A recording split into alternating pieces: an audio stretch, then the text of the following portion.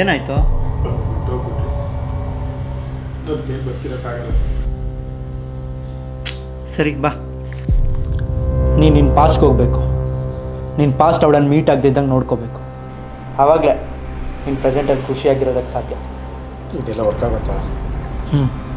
ನಿನ್ನ ಕಣ್ಣು ಮುಚ್ಕೊ. 3, 2, 1.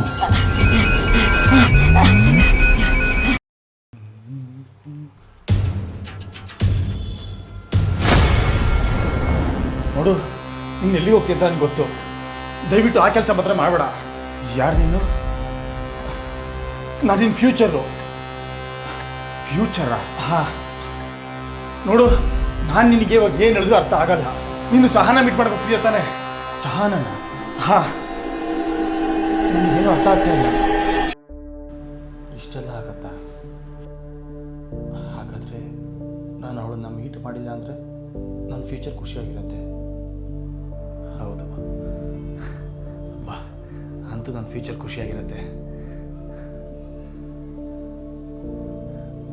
ಥ್ಯಾಂಕ್ಸ್.